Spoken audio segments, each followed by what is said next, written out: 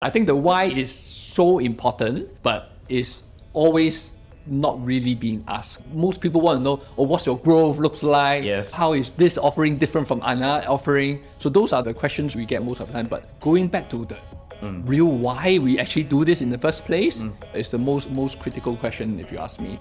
For myself personally, it is all about having a positive impact in the society. We have chosen to go down the route of wellness, fitness, and longevity to having that positive impact, which we believe is extremely important and a strong one, whereby I'm personally putting a lot of energy, funds, and capital behind it to ensure we educate the community, the society, to establish and adopt healthy and active lifestyle, and that will only benefit the entire population. Welcome to Analyse Asia, the premier podcast dedicated to dissecting the pulse of business, technology, and media in Asia. I'm Bernard Leong, and everyone wants to live longer. How does longevity combined with wellness and fitness help us to live longer? With me today, Alan Law, co-founder of Move Repeat, chairman of REVL Training, principal of Seveno Capital, founder of Park Hotel Group. And Alan, first of all, a big thank you to you and Grand Park City Hall for hosting me here and have this face-to-face interview. So to begin, welcome to the show. Thank you. Yes. So your journey actually from hotel magnate to a wellness entrepreneur is pretty fascinating. So I always want to start off with origin stories. Can you share how your business career began? Yeah, I started with hotel. It's kind of, I call it a accidental hotelier in a sense. So my family originally is in garment manufacturing, then they ventured out to fashion retailing and real estate back in Hong Kong during my grandfather's days. But as the generation grow, our family have one very good family philosophy whereby we only have one family member in one business unit. So as that generation grow from my grandfather 1 to my dad's generation, 6 of them, to my generation now is 20 over of us. Wow. And the next generation, I cannot keep count already. So basically the idea for the family is to grow a business that you can somehow relate it to, but yet it's a separate business. And then it become a seeding venture and a business group on its own. So for me, I started with hotel. But then in recent years, I've started to seed businesses in the wellness and longevity medicine field. So, and hoping to bring it to a much bigger platform and stand alone as a business venture on its own. Yeah, so your background is very fascinating. So you stepped into leadership at Park Hotel Group at just 24 years old, okay? And then you transform it and turn it into a regional hospitality leader. Reflecting on that experience, what leadership lessons did you internalize earlier on, especially from observing your family in business? I see that with my wife, with her family business. So I think it would be a very interesting thing to think about. Yes, I was literally a fresh grad from uni. I studied in UK and I just got a call from my parents and that they have invested in a hotel property in Hong Kong, and they have no intention of learning how to run a hotel. So I'm the next generation and just graduated, and I got the call from my father and said, okay, now is the time for you to come back and start learning about hotel business. So that's when I take the next flight home and literally drown myself in the hotel. I started with almost like a fast track management training program. Typically will take a 24 months period. I can't complete it within 9 months. I'm doing 2 shifts every day within the hotel. At the end, I have actually wrote a proposal to the family and say, now I see a tremendous opportunity for tourism in general across Asia at that point in time. And for us being in real estate, we see that putting more money and funds behind investing in hotel is a good move. And that's when I got the family to set aside a pool of funds for me to invest further in hotel business. Wow. And that was just less than 1 year after I've joined. Yes, because I remember you telling this very interesting story in King's College, right? Yes, King's College. Alumni. Well, my wife was the alumni and I happened to sit in as a spouse. And that talk that you gave about how you set up the business from your entire entrepreneur journey was very inspiring. So I got to ask you this question before we get to the real big subject. Based on your shift from hospitality business now to wellness, fitness, and even longevity business, what are the lessons from your career journey that you can share with my audience? I would say getting your hands dirty, go back to principle, what is the business set out to do? What is its ultimate goal beyond financial success? Of course, in business, every business has its own P&L, it has its cost to pay, and obviously every business wants to make money.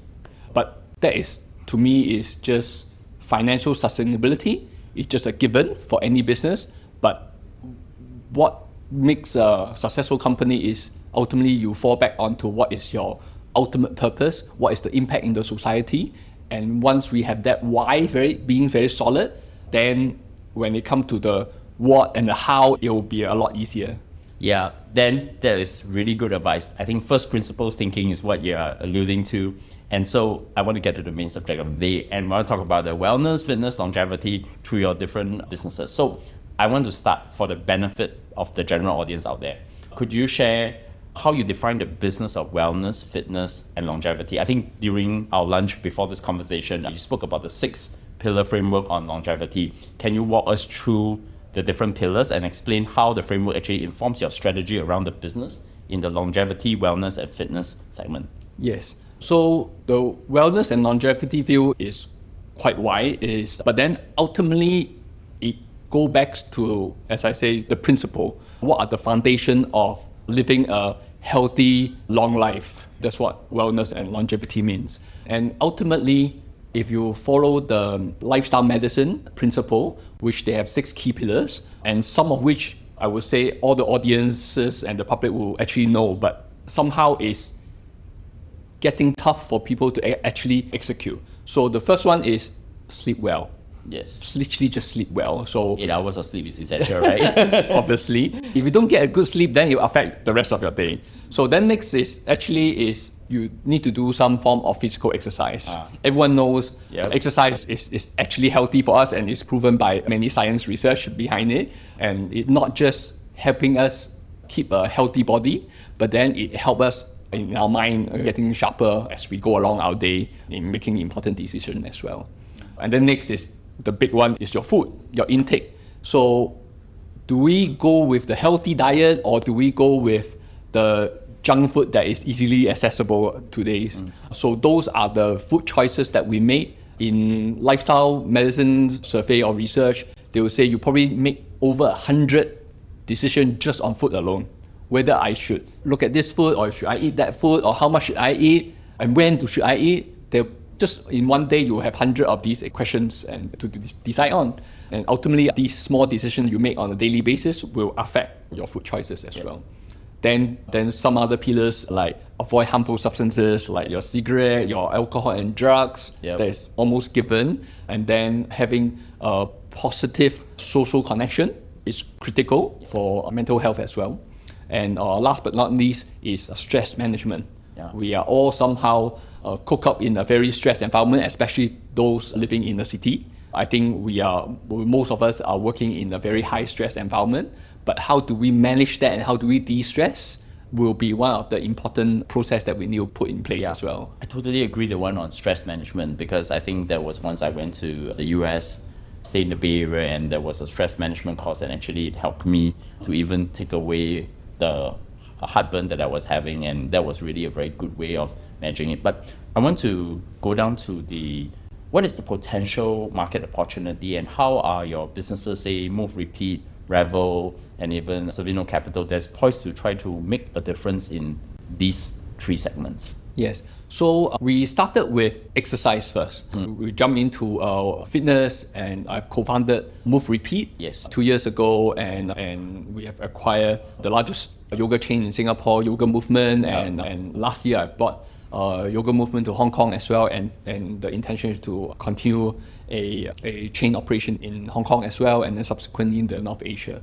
And we also own the Strong Pilates Singapore franchise as well. And early this year, we have announced the acquisition of REVL Training from Australia. So currently, Move Repeat, we have 3 brands operating in 5 countries with 50 over studios.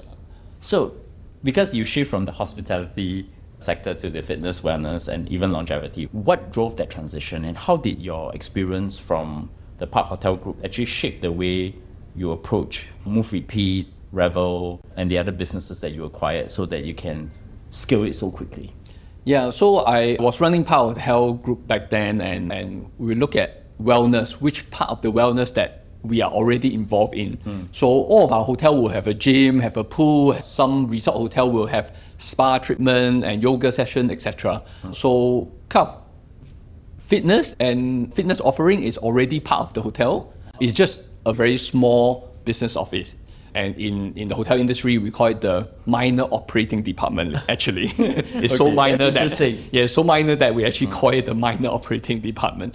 But then I was thinking, okay, since we are already have some limited know-how in the fitness area, and why don't we start looking into how we can grow that fitness segment as a business on its own? That's how Move Repeat was born. And yoga movement is actually, I was practicing there at that time at that time. I love their culture, love their brand, and love their service delivery. So I got in touch with their founder and we got a deal done. Wow, that's it. So I guess the thing is that it spans 5 brands, you have 50 studios across 5 countries. I think scaling is always one of the most difficult part, but probably because you already have the previous experience of scaling hotels, so this is actually much more easier. Yes, scaling to me is actually not the difficult part, to be honest. Wow. The importance is actually having your initial concept right. In the industry, you probably call it the proof of concept. Yes. You need to make sure your first off is good. And then, of course, we all make mistakes, especially for the first one. We need to continue to fine tune, whereby you have established a model whereby you actually can multiply. And then for, let's say, for yoga movement, strong Pilates, also REVL training, they have all established a proven model whereby they have already multiplied to a certain extent within the initial geographical location. So with that, actually, for me, it's just taking something that is already well established and taking it beyond their home market. So I think that is, to me, is the easier part, and especially I have experience in different jurisdictions, understand some of the local rules and regulation and nuances. Yes. It's actually making the inroad to a new market a lot easier and consider reduced risk as we move into the new market. So now what we are focusing on for Move Repeat is actually building that community at each of the market that we operate. And actually, you'll be surprised how many other visitors actually come to our location, our different location, and then they actually interested to become our franchisee in other new market as well. So it's actually having that foundation of a community whereby your community themselves are so satisfied with the offering and they want to bring you to somewhere else that you are not there yet. So I think with that buy-in from the customer on the ground, it is tremendous underwrite of what we believe and what we are doing day to day. Yeah. So I think you have yoga movement, you have REVL, Move Repeat, you have Pilates. You brought together really what I call diverse modalities. What is the thinking about, say, building an ecosystem or scaling one dominant brands? Do you essentially would try to leverage their diversity to have a much more centralized economies of scale? Or do you think of them as able to help to fulfill the fitness wellness pillar of the 6 pillars that you talk about? Yes. So each of the brand will have its own growth strategy.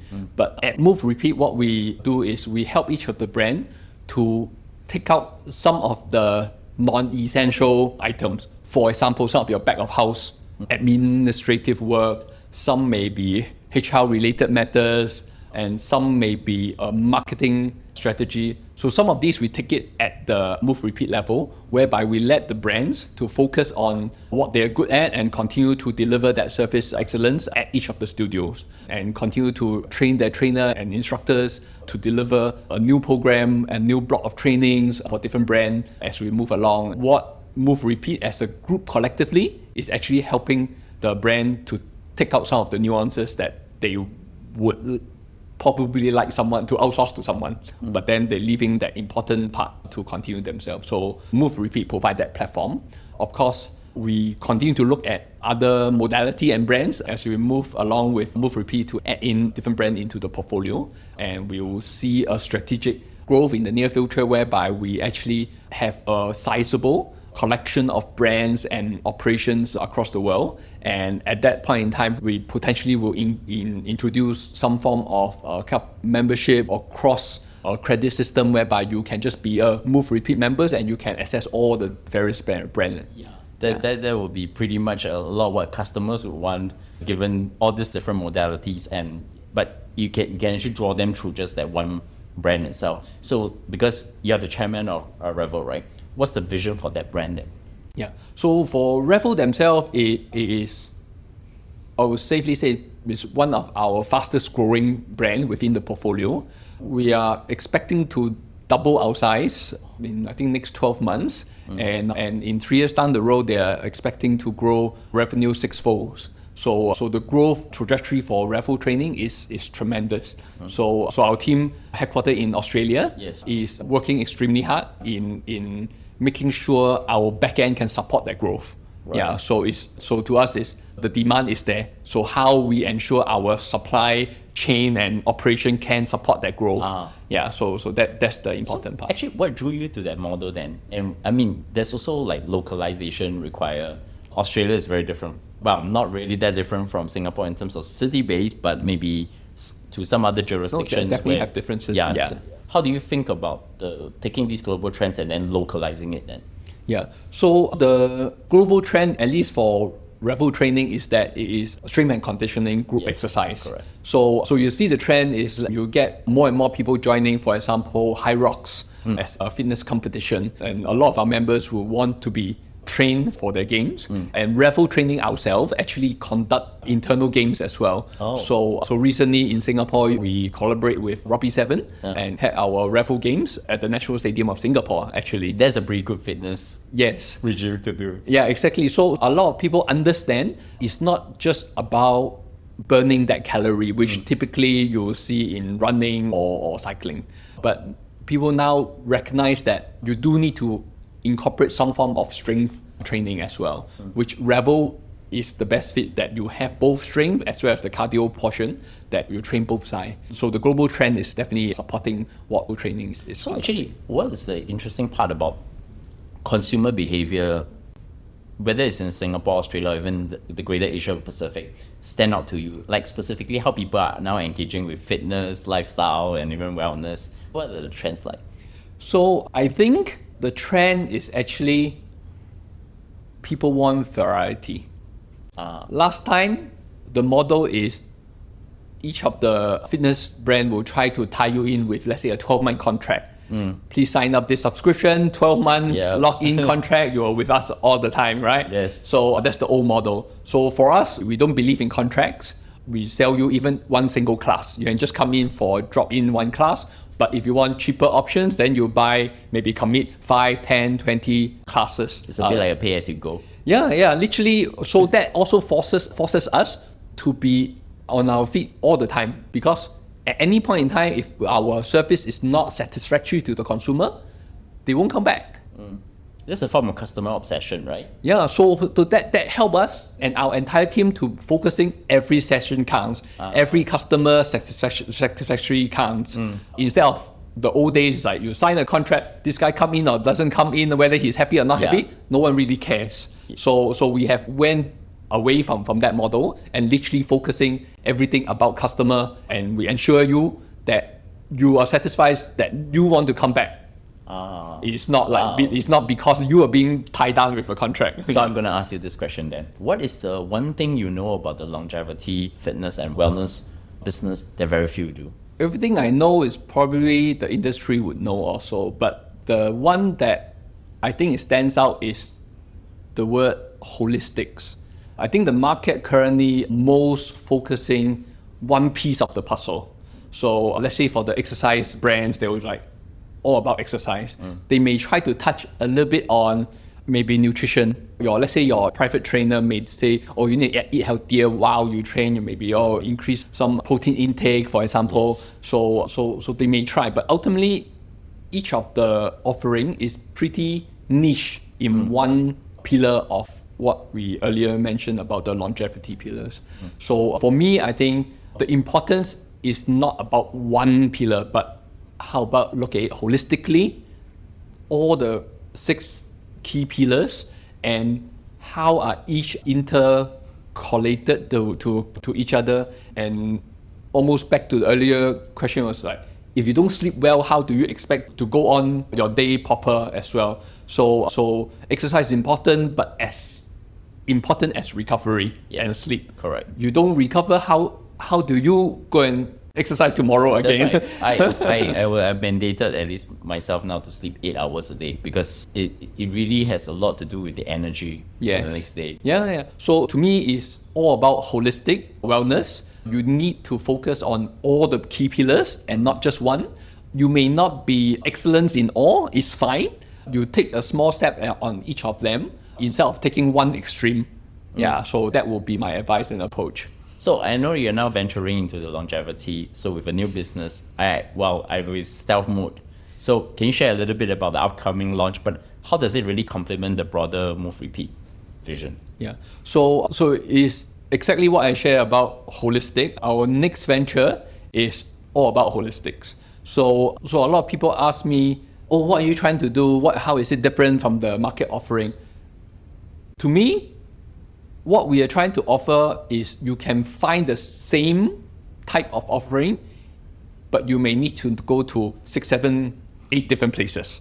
But what we are trying to do now here is we bring all this in-house in one location with one brand, one team to look after all the 6, 7 things that you potentially need to go outside for. Including the medicine part, right? Yes. So we have longevity clinic focusing on lifestyle medicine with medical doctor and our chief scientific officer endorsing the protocol and the research. And then how we literally prescribe a lifestyle to the individuals and giving them the advice what active steps they can do to improve their health. And then we incorporate a health coach to guide you along your wellness journey, and facility we have including your exercise, whether it's your Pilates, yoga, gym, etc. And then we have a recovery area from your contrast therapy to your cryotherapy and your oxygen chamber, etc. for your recovery. And then we also are working with sleep specialists and consultant to guide you and teach you how to incorporate sleep into your daily life as well. And not to mention about food, which is an extremely important part. So you're going to have a nutrition specialist too? Yes, we'll have a dietitian and nutritionist helping us to craft that menu for our F&B offering, as well as providing consultation to meet each person's needs. As we know, everyone's taste buds are very different, and most of us also want a variety of cuisine as well. We don't stick with one cuisine, so we keep trying to different cuisine on different days of the week. That's how we encourage the team to ensure we provide that variety suitable to the individual's preference and circumstances as well. Yeah, my wife and I took some of these practices and we do it more personally. It looks like you're taking the whole thing to scale, like you have the entire end-to-end. So, but from customized to everyone. So there seems to be a strong movement of startups, businesses now entering into the longevity sector. I think Singapore is a pretty big hotbed. I was just talking to, because I'm part of the Angel Network with all the tech executives, the XA Network. They are now looking into the longevity startups to invest. Then there is Mito Health locally through Y Combinator in the US. And I also know a pretty well-known venture capitalist in town, former co-founder of Match.com, is also involved in looking into this business. But there seems to be what I call different spectrums, looking from healthcare, fitness, technology point of view. What are your perspectives in terms of reconciling these different strands through the way you're thinking about longevity business? Yes. So you now need to add in Seveno Capital as well. We want to get to that.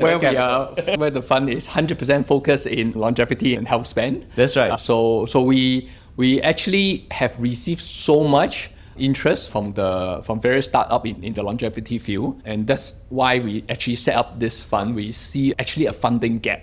Despite what you mentioned, there are few funds out there would put money behind it, but there's literally a funding gap to fund some of these startups and great ideas. So we are trying to provide that, be the fund that can have a extreme focus and know-how in the longevity field to backing these ideas, and at the same time at our end having scientists and researchers to endorsing whether the ideas and project behind it potentially can be a successful one as well. Or can be even integrated into the business as part of the startup can actually work with, collaborate as well? Potentially, it's not a requirement, but potentially, as you see, as our wellness, fitness, and longevity portfolio grow, for sure there will be synergy across different brands within the portfolio as well. Although it is strictly not a must, but I think most of the partners that do see us as a better choice of funding partner, because other than money and capital, you get the know-how and support from our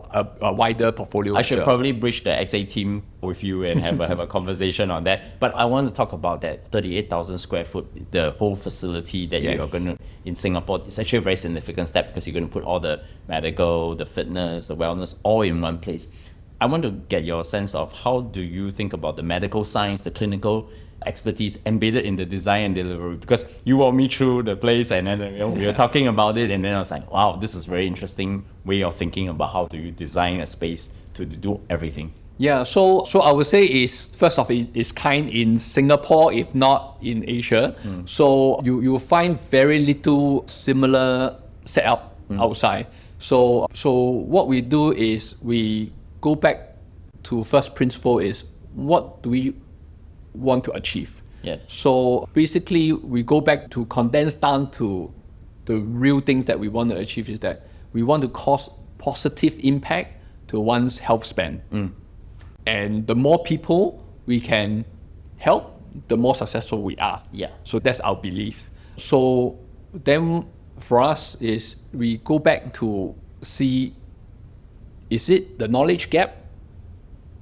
Then we say, no, it's not. People actually know what is important to live a healthy life. That's right. People know.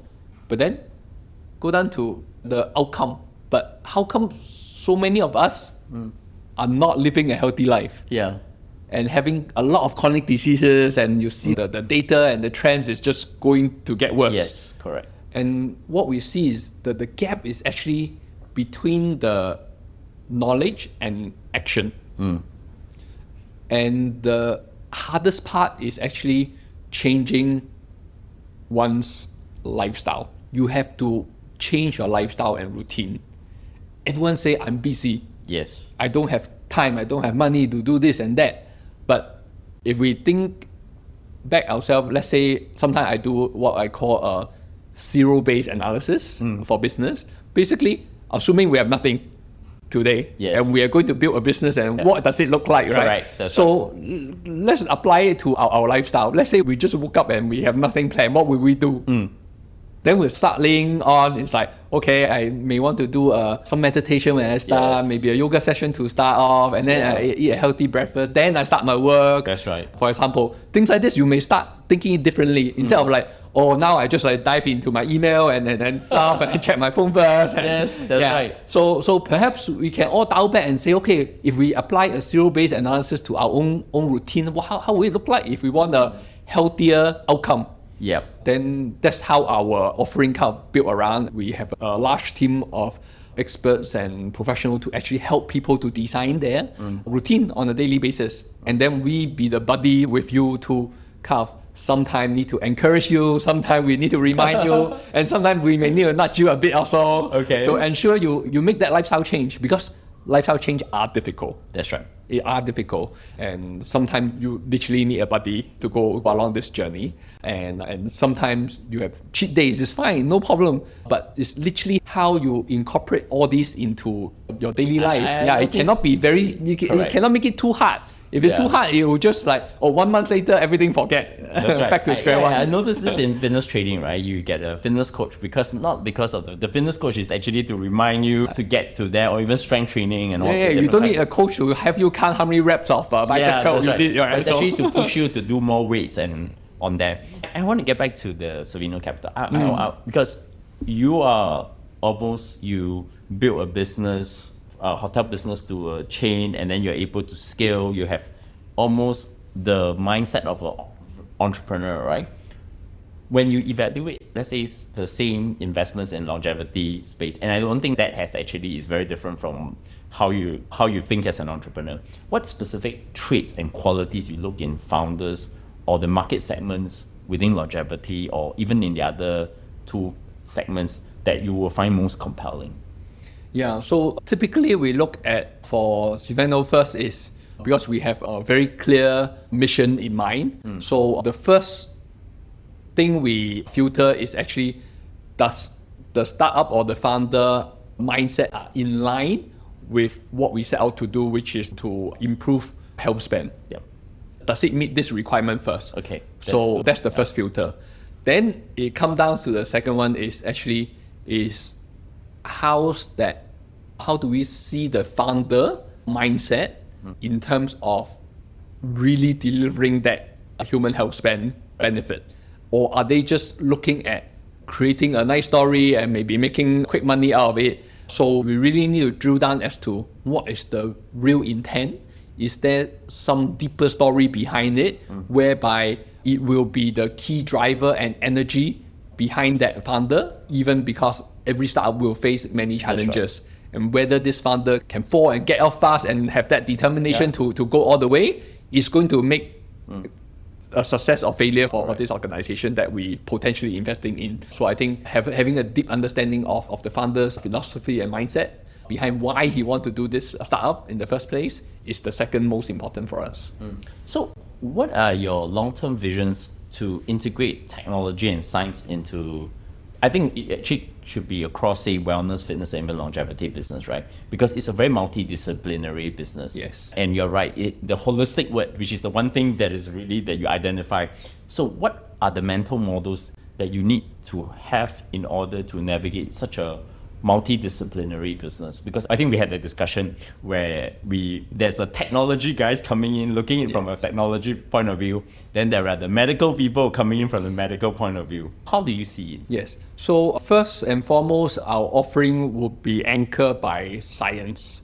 So we want to ensure whatever we do or whatever we advise other people to do, science-backed and evidence-based. So there'll be form of tracking. So data is important to us. How is your biometric looks like as of today? And then after you go through certain program and diagnostic and protocol with us, then how does your new set of numbers look like three months down the road, for example? So we want to ensure we are not just here to talk about how good it can be. We want to show people realistically and scientifically and what's the data look like if you go through certain steps with us. We believe that those data will come back to be the main driver for people to wanting more and progressing through their health journey with us.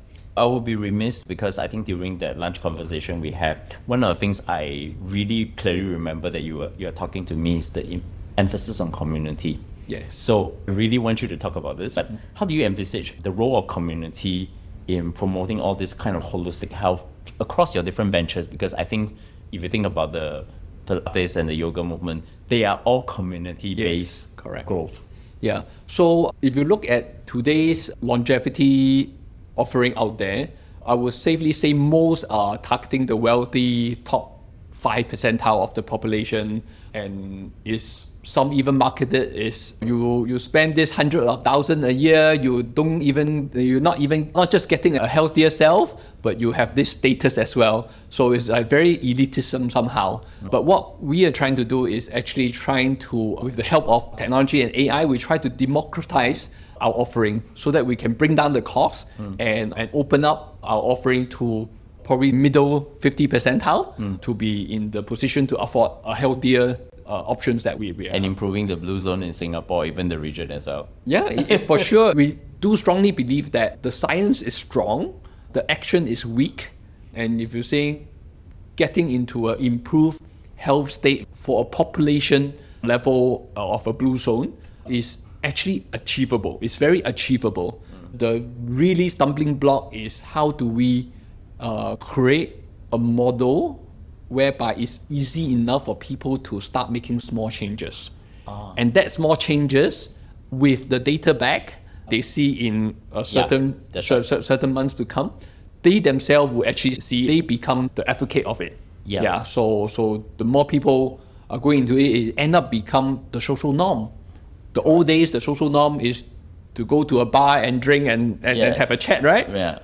You see the alcohol sale has been reducing, and we hope to see the social norm of actually going to a yoga studio or going to a gym or going to a healthy diet is actually the place we will have our social connection. Agree, and in fact now people don't even want to drink alcohol anymore. They want non-alcoholic that sure. tastes like beer.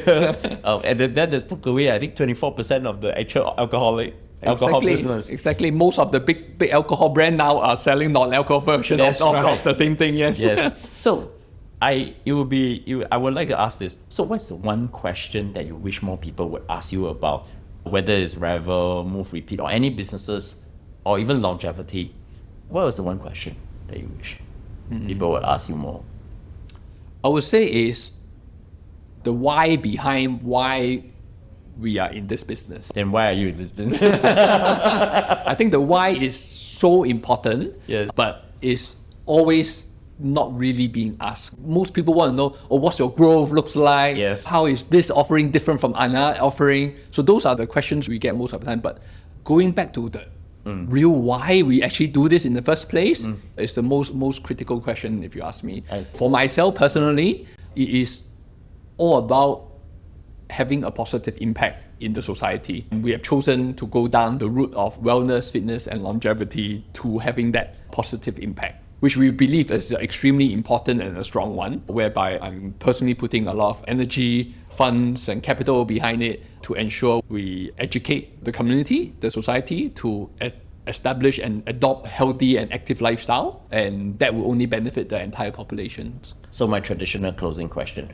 what does great look like for REVL, Move, Repeat, and all the businesses, I think even including Seveno Capital, for the next few years? Yeah, so it's definitely the idea of community building, whether it's for Seveno, it's the building that investment committee behind supporting small businesses in their journey in the same field, or like REVL or yoga movement, or that we are continuing to build that community that engages with the individuals and sharing why, for example, yoga is beneficial to them, or why a strength conditioning training is beneficial for them. I think continue to build that community is ultimately our most important task. And with that, the growth of the organization will only grow with your community growth. If our community don't grow, the organization will just be stagnant. Your demand is capped. I totally like the approach, because one of the things you highlighted in one of the 6 pillars is the important for social interactions. Yes. And that community part is actually very, very hard. The first 5 pillars I think is possible, but the community part, I think is that one of really the strength of what you are thinking. Yes, I think it's actually the kind of the magic touch into it. It's almost like the old days saying is word of mouth is the best marketing. Yes. Right? So literally it is.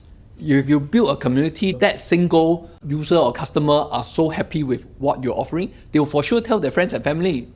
And even for myself, I can do yoga anywhere. I can just roll a mat in my backyard and I can do my yoga. But the question is, when I enter to the yoga studio, the vibe, the energy we share within the studio is totally different. So that community, whether it's in form of verbal or even informal, so just being within the same space, you can actually sense that energy within the room, and then when you're chilling out at the lunch area, you can chit chat with some others that are either new to wellness and exercise, or someone is already many years practicing as a yogi.